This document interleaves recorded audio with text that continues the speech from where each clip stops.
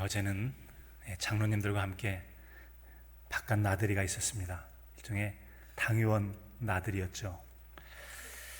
외출하기 참 딱 좋은 가을 날씨였습니다. 기온도 적당하고 또 하늘에는 구름이 가득 있어서 마치 햇빛 많이 쐬지 말라고 천막을 쳐는 것 같은 그런 날이었습니다. 선크림을 약간 바르긴 발랐는데 별로 얼굴이 안 탔죠. 제법 긴 시간 동안 바깥 나들이 있었는데 별로 안 탄 이유는 구름이 좀 끼어 있었기 때문에 그랬습니다. 이처럼 여러분, 가을철 바깥 나들이 한번 하는 게 얼마나 특별한 날이었나 생각해 봅니다. 어떤 분들에게는 뭐가 특별한 날이에요? 어제도 오늘도 나가기만 하면 언제든지 바깥바람 쐴 수 있는데 특별한 날이 아닌데 왜 특별하다고 할까 하는 분도 계실지 모르겠습니다. 그래요. 어떤 분들에게는 평범한 날일지 모르지만 어떤 사람에게는 그날이 매우 특별하고도 의미 있는 날이 될 수도 있을 겁니다. 이를테면 지난 주간, 한 주간 여러분 어떤 시설이나 병원에 주사를 맞는다든지 수술한다든지 한 분 계시다면 바깥 출입 못 하잖아요. 주사기 달고 화장실에도 밥 먹을 때도 운동할 때도 늘 여러분 뭐 할 때 주렁주렁 주사기 바늘 달고 다니는 사람 생각한다면 바깥 나들이 하겠어요? 방 안에서 유리창문을 통해서 낙엽, 가을의 계절의 변화를 느끼는 정도, 그게 전부였을 겁니다. 그래서 어떤 사람에게는 그냥 일상의 날이지만 어떤 사람에게는 그것이 매우 특별한 날일 수도 있다는 거예요. 특별한 날이다. 여러분, 일상이 얼마나 귀하고 아름다운 선물인지 삶 속에 느끼고 누리며 사시길 진심으로 축복합니다. 어쩌면 우리가 너무나 좋은, 누군가에게는 특별하지만 더 다수의 성도들에게는 일상이 되었기 때문에 아무런 느낌도 감사도 감격도 선물로 여기지도 않고 그냥 살아가는 분들도 많이 있을 거라는 거죠. 그런데 일상이라는 삶을 잘 사는 것이 얼마나 소중한 하나님의 선물인가에 대해서 고백한 한 사람의 이야기가 전도서 3장 12, 13절에 이렇게 기록이 되어 있습니다. 사람들이 사는 동안에 기뻐하며 선을 행하는 것보다 더 나은 것이 없는 줄을 내가 알았고, 사람마다 먹고 마시는 것과 수고함으로 낙을 누리는 그것이 하나님의 선물인 줄도 또한 알았도다. 그동안은 선물인 줄 몰랐는데 세상에 곰곰이 생각해 보니까 가을날 외출 한번 하는 것이 얼마나 좋은 날씨며 기온이며 나갔다 오는 게 선물인 줄 알았다는 거죠. 그래서 세상 사는 동안 기뻐하고 선을 행하고 또 그보다 나은 건 없고 먹고 마시고 수고함으로 낙을 누리는 것이 하나님의 선물이다라고 고백한 사람이 있었어요. 누구죠? 우리보다 앞서 살았고 꽤나 그런 대로 잘 살았던 솔로몬이라는 왕이 고백한 겁니다. 왕이 생각해 보아도 일상에서 먹고 마시고 수고함으로 누리는 즐거움, 이것이 하나님의 선물이 아니고 뭐겠어? 라고 하는 놀라운 하나님의 선물에 대한 고백이라고 할 수 있습니다. 여러분, 그가 말하는 선물은 무엇입니까? 바로 인생을 잘 사는 것, 이것이 더할 수 없는 하나님의 좋은 선물이라는 겁니다. 그런데 그가 고백했던 하나님의 선물 가운데 무엇이 들어있는지 한번 또 들어보시겠어요? 이런 내용이었죠? 다시 한번 들어보세요. 사람이 사는 동안에 기뻐하며 선을 행하는 것, 또 사람마다 먹고 마시고 수고함으로 낙을 누리는 것, 이것이 하나님의 선물인 줄을 또한 알았도다. 사람들이 일반적으로 하나님의 선물 생각하면 뭐죠? 내가 하나님께 그냥 기도했더니 그냥 선물로 이 일이 잘 되고 저런 재물이 생기고 이것이 잘 되고, 그런 거 하나도 안 나와 있어요. 오늘 하나님의 선물이라고 말하는 이런 솔로몬의 고백 가운데는 아파트 얘기가 하나도 안 나와요. 자동차 얘기 안 나오고요, 복권 됐다는 얘기 하나도 안 나와요. 재물 잘 됐다는 얘기 안 나오고, 명예를 얻었다, 지위를 얻었다, 권세를 얻었다, 자동차를 샀다, 어떻게 해가지고 성공을 했다, 그런 내용 하나도 안 나오는데 하나님의 선물이래요. 하나님의 선물이래요. 그냥 자신에게 주어진 삶 속에 기뻐하며 선을 행하고 오늘 나에게 주신 형편에 맞게 먹고 마시며 내가 할 일들을 수고하여 행복하게 행하는 것이 하나님의 선물이 될 줄로 믿습니다. 여러분의 일상사를 건강하게 살아가는 그 자체가 선물이에요. 자체가 선물이에요. 일상으로 하던 일을 못 해봐요. 답답하고 소중한 걸 잃어버린, 선물이 잃어버린 삶이 되고 말잖아요. 바로 솔로몬은 그것을 알았다는 겁니다. 저도 어제 그런 선물의 맛을 알았어요. 여러분, 한 번 밖에 나들이 하는 거 별것도 아니지만 한 번 나갔다 오는 게 또 그렇게 좋은 그런 선물인 것을 알았죠. 따라서 하나님의 선물이란 어떤 특별한 것이라든지 하늘에 있는 별을 따라줘야만 특별한 선물이 아니더라는 겁니다.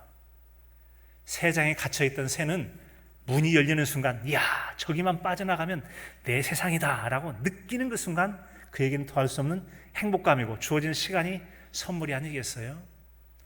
다양한 형태의 삶 속에 직장에 매여 있고 일터에 매여 있고 어떤 상황들에 매여 있어서 그 시간은 그걸 할 수밖에 없는 사람에게 오늘처럼 오늘은 주말이야, 주일이야, 이 시간에는 모든 일을 내려놓고 우리 교회 나가서 예배를 드리는 시간, 이런 시간이 얼마나 좋은가, 이런 시간이 선물로 느껴지는 은혜가 있기를 진심으로 축복합니다. 이 시간이 선물 아니겠습니까?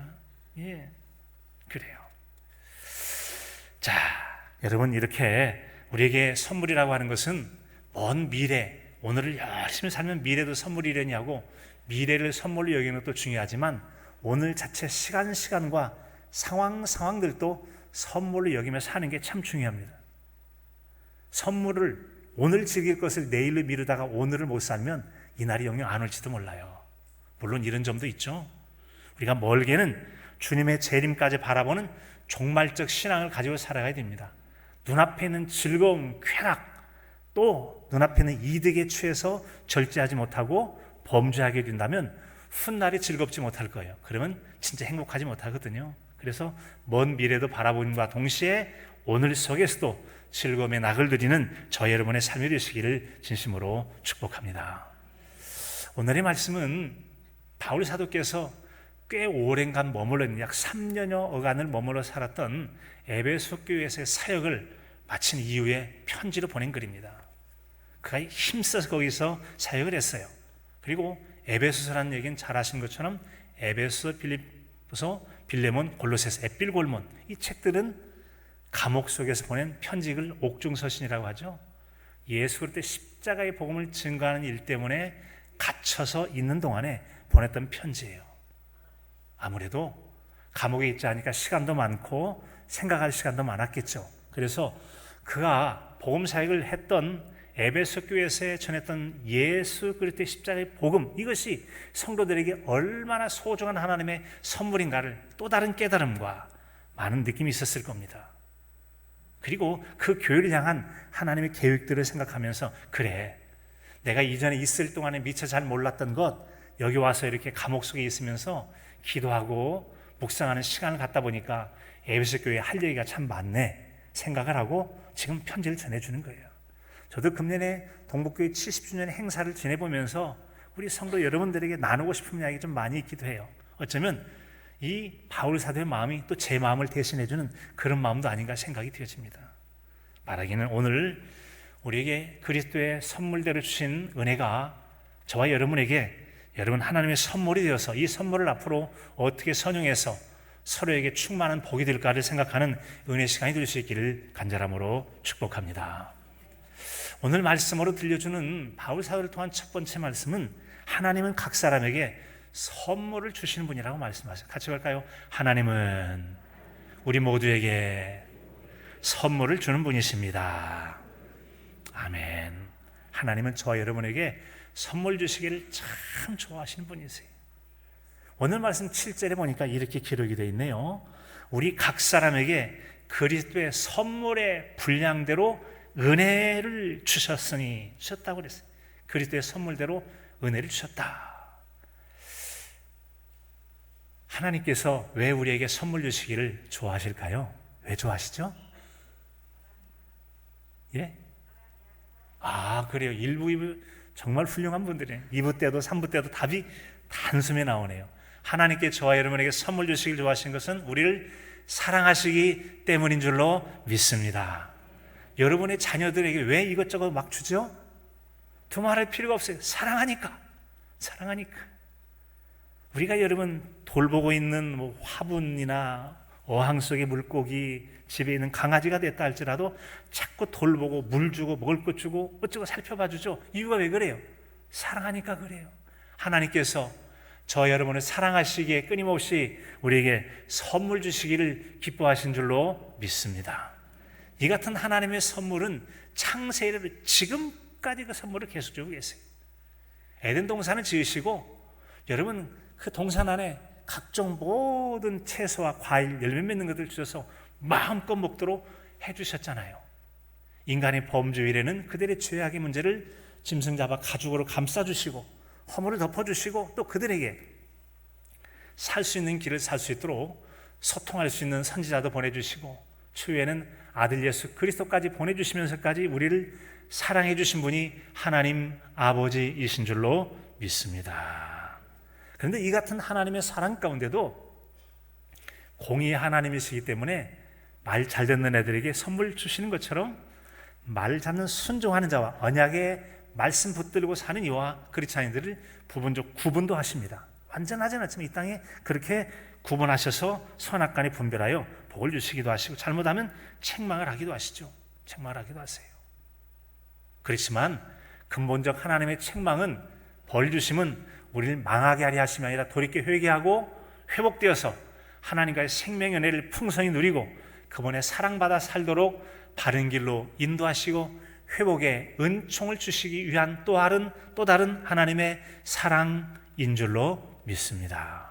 자, 그런데 이 같은 하나님의 우리를 향한 사랑에 대해서 여러 가지만 있는데 그 중에 요한복음 3장 16절 너무 잘 아시는 거죠. 하나님이 세상을 이처럼 사랑하사 독생자를 주셨으니 이는 저를 믿는 자마다 멸망하지 않고 영생을 얻게 하려 하심이라. 얼마나 사랑하시냐면 이렇게 사랑하셨어. 어떻게? 로마서 8장 32절에서는 자기 아들을 아끼지 아니하시고 우리 모든 사람을 위하여 내어주시니가 어찌 그 아들과 함께 모든 것을 주시지 아니하겠느냐.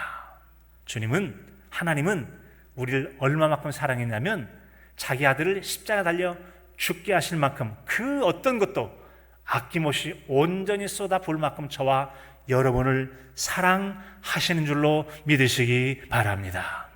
세상이 외롭고 고독합니까? 그럴지라도 하나님만큼은 그 소중한 예수님을 저와 여러분을 위해서 아낌없이 내어주실 만큼 그렇게도 저와 여러분을 사랑하셨대요.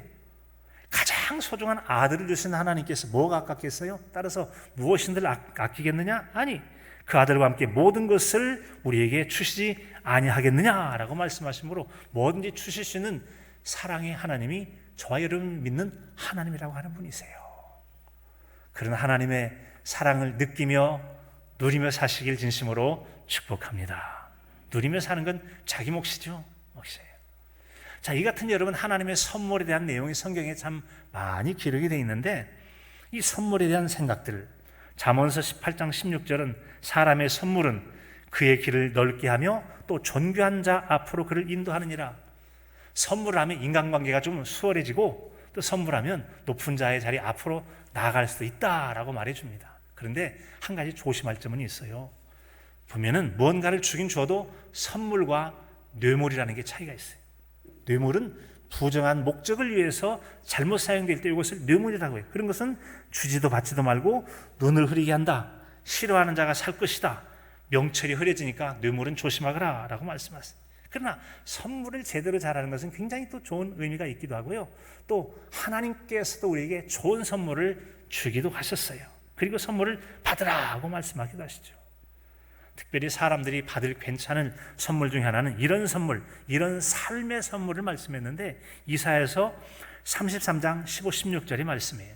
오직 공의를 행하는 자, 정직히 말하는 자, 토색한 재물을 가증히 여기는 자, 손을 흔들어 뇌물을 받지 아니하는 자, 귀를 막아 피 흘리려는 꾀를 듣지 아니하는 자, 눈을 감아 악을 보지 아니하는 자, 그는 높은 곳에 거하리니 견고한 바위가 그의 요새가 되며 그의 양식은 공급되고 그의 물은 끊어지지 아니하느니라. 아멘. 세상에서는 힘있고 권력있고 그러면 어떤 수를 써서라도 많은 거 얻어내려고 하고 내가 목적하는 것을 자기 것으로 삼으려고 합니다. 하지만 공의로운 사람, 정의로운 사람, 정직행하는 사람, 하나님이 높여주시길 바라는 사람, 부정한 방법을 쓰지 않아도 하나님께서 알아서 책임져 주실 줄로 믿습니다. 그런 믿음을 사는 사람이 복이 있다라고 설명해 주고 계세요. 그리고 또 하나 설문은 베드로 사도가 오순절 성령 강림절 이후에 모였던 성도들 앞에 설교를 한 다음에 회개한 사람이 있었습니다. 많은 유대인들이 회개하면서 우리가 어찌할꼬 어떻게 하냐고? 회개하고 세례를 받으라. 그리하면 성령을 선물로 받으리니. 같이 해볼까요? 성령을 선물로 받으리니. 아멘. 하나님이 주신 선물 가운데는 성령을 선물로 주신 일도 있더라는 거죠. 여러 선물 가운데 성령의 선물을 받는 은혜가 있기를 축복합니다. 그런데 성령의 선물을 사모해도 조심할 필요는 있습니다. 사도행전 8장 18절 19절에 보면 시몬이 사도들의 안수로 성령 받는 것을 보고 돈을 들여 이르되 이 권능을 내게도 주어 누구든지 내가 안수하는 사람은 성령을 받게 하여 주소서. 자, 이 사람은 사마리아 사람이었는데 마술사 출신이었습니다. 사도들이 사마리아 지역에 내려와서 안수를 하는데 막 성령 받고 방언하다 보니까 너무 놀란 거예요. 자신이 과거에 마술할 때처럼 막 마술 같은 역사가 일어나니까 돈을 딱 주면 나에게도 안수하면 저런 일이 일어나게 해달라고 탁 정색을 하죠. 그러면서 정색을 하면서 이제 베드로 사도가 말합니다. 그러므로 너의 악독함을 회개하고 주께 기도하라. 혹 마음에 품은 것을 사여 주시라. 내가 보니 너는 악독이 가득하여 불의에 매인바 되었다. 나쁜 생각을 가지고 하나님의 은사를 사모하는구나. 여러분, 하나님의 은사를 사모할 때 교회의 덕과 유익을 위해서 구할지언정 사사로운 욕심이나 인간적 과시나 명예나 행세를 행하려고 하는 것은 오히려 하나님 앞에 큰 벌이 될 줄 알고 삼가 조심하실 수 있기를 바랍니다. 은혜의 순수함, 하나님의 은사의 순수함들을 우리에게 말씀해 주고 있는 것이죠. 그런가 하면 또 하나의 선물이 직분이 선물인 것을 말씀해 주네요. 민수기서 18장 6절에 보면 보라, 내가 이스라엘 자손 중에서 너희의 형제 레위인을 택하여 내게 돌리고 너희에게 선물을 주어 회막일을 하게 하였으니, 회막일을 하는 선물 주었다. 회막일 하는 직분이 선물인 거죠. 너와 내 아들들은 제단과 휘장 안의 모든 일에 대하여 제사장의 직분을 지켜 행하라. 내가 제사장의 직분을 너에게 선물로 주었으니, 여러분, 여러분의 직업을, 여러분의 은사를, 여러분의 섬기는 직분들을 하나님의 선물로 여기고 소중히 잘 그 일을 감당하실 수 있기를 바랍니다. 그저 준 것이 아니라 하나님이 선물로 주셨대요. 선물로 주셨다. 그렇게 어떤 경우는 거기 가까이 하는 외인들은 죽임을 당하리라. 감히 누가 빼앗지도 못하고 범접하지 못할 특별한 고유한 역할로서의 나에게 주신 직분이 선물일 수도 있다는 거죠. 그것이 세상의 직업일 수도 있고 섬김일 수도 있죠. 내가 화장실 청소하는 거 아무도 몰라. 혼자 열심히 해요. 쓰레기 줍고 청소하는 거 아무도 몰라. 그 일을 혼자 한다. 이것도 남이 손대지 못할 특별한 하나님의 선물일 수도 있는 것이죠. 하나님의 선물일 수도 있습니다. 하나님의 선물일 수도 있습니다.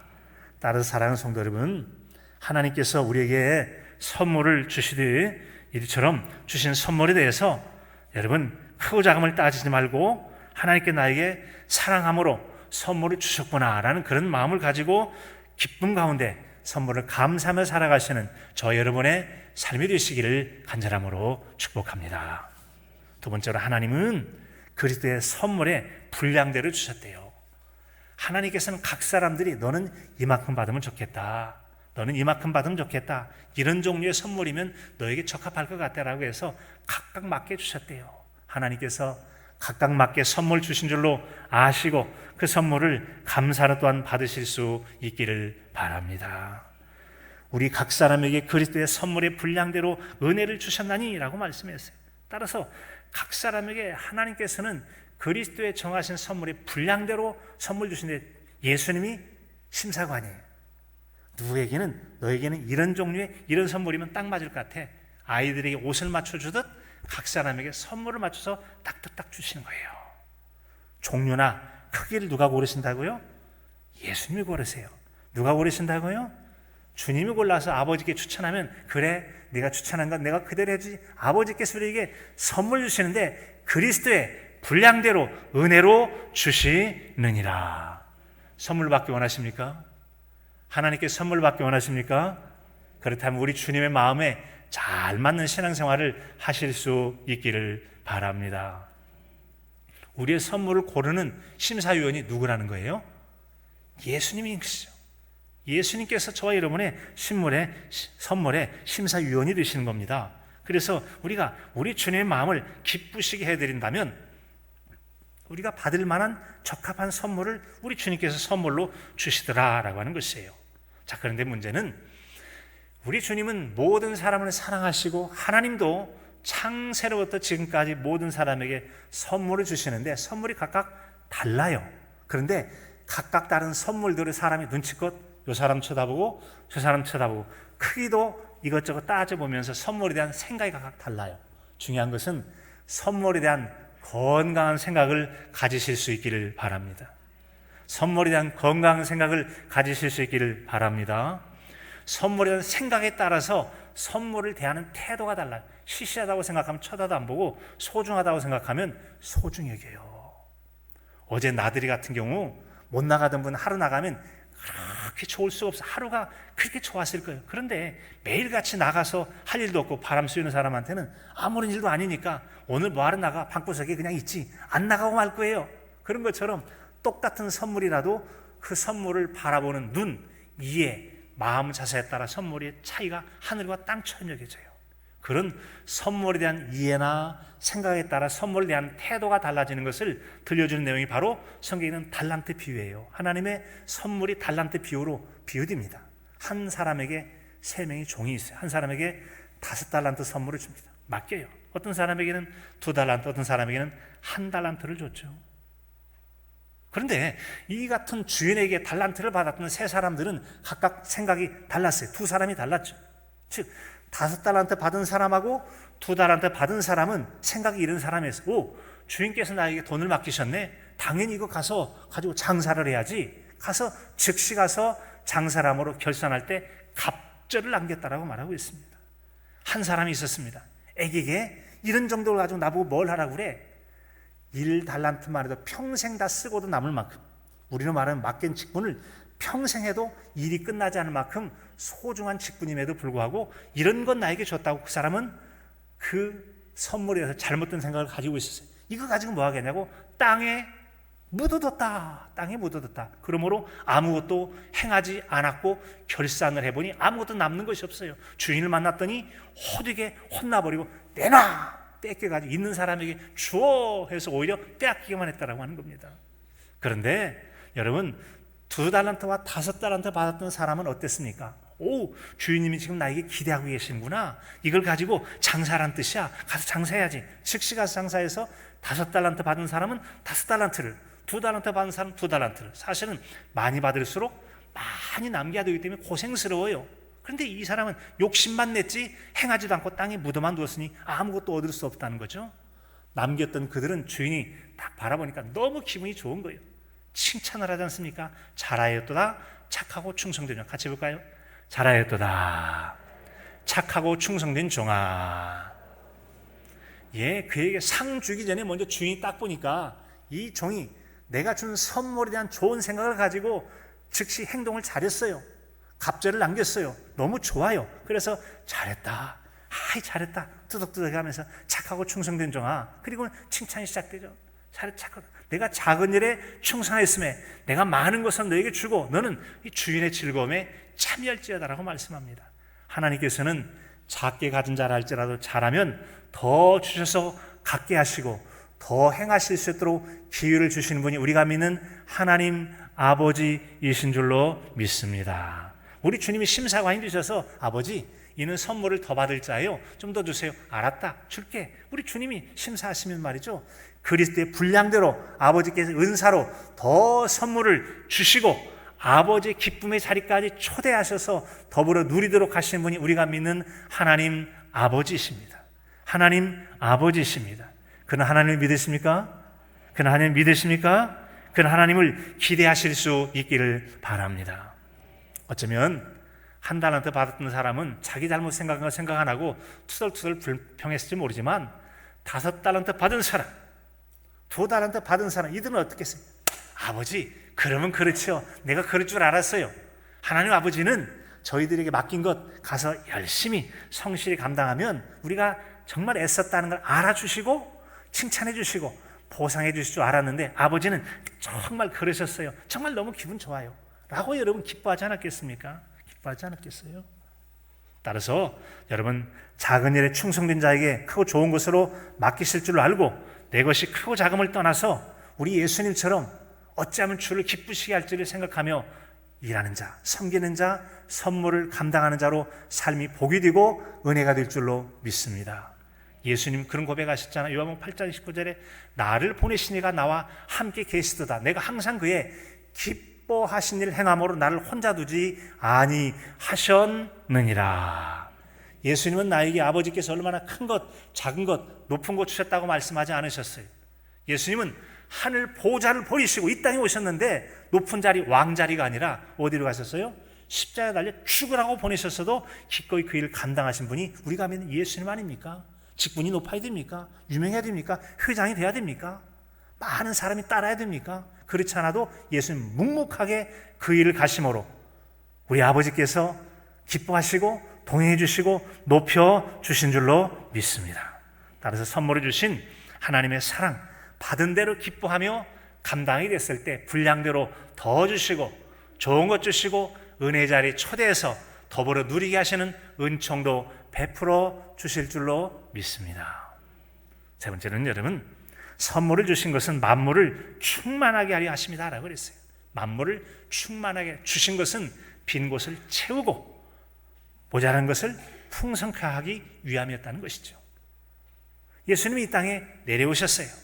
다시 올라가셨습니다. 올라가신 것은 그분이 내려오시지 않았다면 어떻게 올라가셨겠느냐. 모든 사로잡힌 자들을 사로잡아 올라가시면서 우리에게 은사로 선물을 주시고 모든 만물로 하여금 충만하게 하려 하십니다 라고 성경에 설명하고 있습니다. 이 말씀은 이런 뜻입니다. 예수님은 하나님 아버지와 함께 하늘에 계셨으나 이 땅에 육신의 몸을 입고 처음 이 땅에 오신 성탄절이죠. 오심을 우린 예수님의 초림이라고 말씀하세요. 그것이 바로 이 땅에 오신 성육신, 몸을 입고 오셨다는 뜻이죠. 그리고 다시 십자가에 달려 죽으신 다음에 다시 사신 부활의 이후에 하늘로 올라가신 승천을 하셨습니다. 승천하실 때 저와 여러분에게 많은 선물을 베풀어 주셨습니다. 선물을 베풀어 주셨습니다. 근데 이분이 올라갈 때 사로잡힌 자들을 사로잡으셨다는 말씀이 있는데 그건 뭐냐면 주님께서 이 땅에 오시기 전까지는 이 땅에 공중에 권세한 악한 영들에 의해서 사람들이 사로잡혔어요. 독재자, 권력자, 악한 자, 불의한 자들의 선하고 의로운 자들이 사로잡혀서 착출당하고 포악을 당하고 고통 중에 있는 자들을 자유하고 해방하시려고 우리 예수님께서 이 땅에 오셨다는 것입니다. 어둠과 죄악 가운데 거짓 영에 사로잡힌 자들에게 예수 그리스도의 십자가의 보혈로 사망 권세를 깨트리시고 믿는 자에게는 사망에서 생명으로 옮겨서 살게 하시는 놀라운 은혜를 베풀러 이 땅에 오신 분이 저와 여러분의 구주가 되시는 예수 그리스도이신 줄로 믿습니다. 사로잡힌 자, 거짓에 사로잡힌 자에게 벗어나 주님이 생명과 구원에 사로잡은 자로 잡으시고 우리에게 가시면서 충만하게 하시려고 오셨다는 거죠. 그런 것처럼 우리 하나님께서 우리에게 사랑으로 선물 주시기를 오시는데 그런 사랑의 선물들을 오르시고 내리시는 과정 가운데 우리에게 선물로 주셨음을 말씀해 주고 계세요. 자, 이 같은 하나님의 풍성함은 세상 끝날에 더욱 풍성케 하시려고 베풀어 주셨고 저와 여러분의 선함을 따라서 합력해 선을 위해 세상이 더욱더 하나님의 풍성함으로 풍성하기를 원하시는 분이 하나님 아버지십니다. 하나님 저와 여러분을 통해 세상에 선하고 아름다운 것들이 풍성하기를 원하시는 분이 저와 여러분이 믿는 하나님 아버지이십니다. 따라서 우리는 하나님께 받은 선물을 통해서 이 땅에 더 풍성하게 해야 돼. 무언가는 풍성하게 해야 될 것을 행하는 것이 저와 여러분의 사명이라고 하는 거예요. 제가 성경을 어제 이제 쭉 사전 보면서 그 성경에 나와 있는 풍성이라는 단어를 찾아봤습니다. 그런데 두 가지 의미로 쓰여 있더구만요. 그것은 하나님으로 말미암은 풍성은 긍정적이고 좋은 것이고 생명이 넘쳐나는 것이고요. 그리고 여러 구절이 있겠지만 제가 보니까 대략 두 구절에만 찾았는데 사람으로 말미암은 풍성은 나쁜 것들이에요. 왜냐하면 인간의 포악과 악독으로 말미암은 것들이 그래요. 주로 그런 것들이 나쁜 것들이더라고요. 나쁜 것들이. 그러면 하나님의 좋은 것들. 창세기 1장 22절에 보면 하나님이 그들에게 복을 주시며 이르시되 생육하고 번성하여 땅에 충만하라. 좋은 거잖아요. 생명이 풍성한 것은 하나님의 복입니다. 생명이 풍성한 건 하나님의 복입니다. 좋은 거잖아요. 네. 에베소 5장 18절에 보면 술 취하지 말라 이는 방탕한 것이니 오직 성령으로 충만함을 받으라. 같이 볼까요? 성령으로 충만함을 받으라. 아멘. 하나님의 거룩한 영어로 충만을 받으라. 얼마나 복된 것입니까? 하나님께로 말미암은 충만은 복된 거예요. 에베소 여러분 4장 13절 믿음의 장성한 분량이 충만한 데까지 이런 것도 얼마나 복된 것이고 아름다운 것입니까? 자, 이런 것 이외에 골로새서 2장 9절 모든 충만한 것으로 충만하였으니 충만이 참 좋아요. 그런데 하나님께 난 충만과 다른 나쁜 충만이 있는데 타락한 사람에 나온 것 창세기 6장 9절에 보면 노아 시대 때 그때 온 땅이 하나님 앞에 부패하여 포악함이 땅이 가득했다. 충만했다. 시편 7절 그의 입에 저주와 거짓과 포악이 충만하며 그 혀 밑에는 잔해와 죄악이 있나이다. 같은 유대인 중에 유대인들을 해치는 사악한 마음, 행함들이 거짓과 포악과 악독이 가득했더라. 그래서 동족 상잔을 일으키고 직장인들이, 같은 동호회원들이, 같은 교회 사람들이, 같은 부서 사람들이, 같은 가족들이 서로 해악하고 피해를 주는 이런 악독함이 누구에게 있느냐? 사람 가운데. 사람에게서 나오는 것은 가족을 향해서조차, 같은 신자를 향해서조차 악독과 포악이 나오는 게 인간이더라는 거죠. 얼마나 더 악하고 못되게 하는지 말이죠.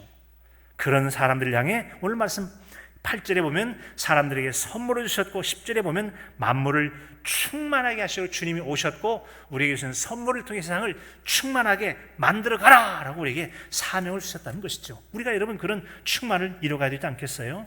로마서 8장 28절은 우리가 알거니와 하나님을 사랑하는 자 곧 그의 뜻대로 부르심을 입은 자들은 모든 것이 합력하여 선을 이루느니라. 어떤 분은 이런 충만을 받았고 또 다른 분은 이런 충만을 받았다면 각각의 충만을 모아 세상이 하나님의 선하고 아름다운 충만으로 가득하게 하라는 거예요. 가득하게 하라. 오늘이 무슨 날이죠? 오늘이 무슨 날인가요? 576번째 한글날이죠. 세종대왕께서 세종대왕께서 한글을 창제하신 날입니다. 집현전 학자가 만들었다는 설도 있지만 세종대왕 혼자 만들었다는 게 정설로 알려져 있잖아요. 자, 그분이 왜 만들었죠? 이유는 이런 거예요. 훈민정 해례 보면 왜 훈민정을 만들었는가 이유를 설명한 내용을 간단히 설명하면 우리나라 말이 중국말과 달라요. 말이 잘 통하지 않아요. 그런 이유 때문에 어리석은 백성들이 말하고자 해도 말하는 내용들을 충분히 뜻을 펴지 못해요. 참 안 됐네.